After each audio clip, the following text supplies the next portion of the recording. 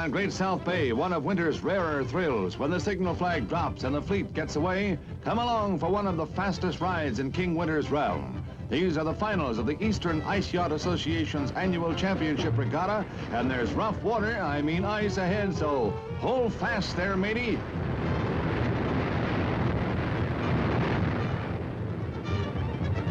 The Dutch were the first ice boaters, and they introduced the sport to this continent when they settled along the Hudson hundreds of years ago.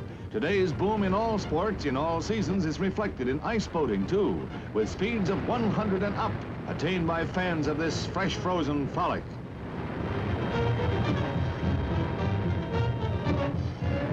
Some of these smaller boats get along without outriggers, just keeling along on one runner and a prayer at times. An old-fashioned winter provides the ice, and an old-fashioned sport takes it from there.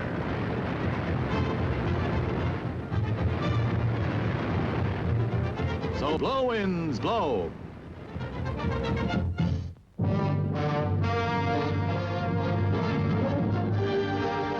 Israel is in turmoil as Prime Minister Ben-Gurion tells his parliament that he has acceded to the United Nations demand that Israelis evacuate the Gaza Strip. Almost simultaneously in Washington, President Eisenhower signs the bill promising economic aid and, if necessary, military action in the event of red aggression in the Middle East. The Israelis begin immediate withdrawal from the captured Gaza Strip, removing supplies and military materiel. In Aqaba, the withdrawal has also begun, and Sharm el-Sheikh is evacuated.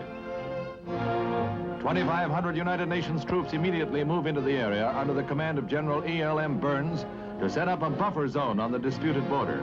After months of parliamentary debate, the United Nations is in control of the greatest tinderbox in the Mideast.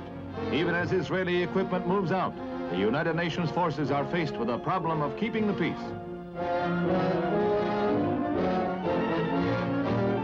Demonstrating and rioting Arabs returning to the Strip forced the UN guards to take stern measures of dispersal.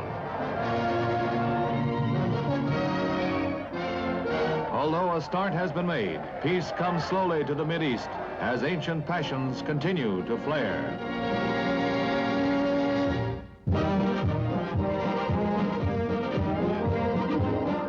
America's first jet transport takes off from Seattle, Baltimore bound, with 32 newsmen traveling as passengers. Out to better the mark it set in 1955 when it crossed the country at an average speed of 592 miles an hour.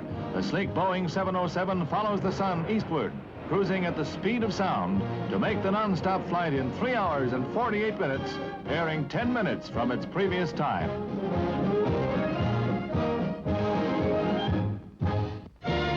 Ceremonies at the Pan American Union building in Washington, D.C., Dr. Milton Eisenhower, acting as special representative for his brother, the president, presents a check for $1.5 million to Dr. Fred Soper as the United States contribution toward the eradication of malaria in the Americas. Another Western Hemisphere gesture of unity and goodwill.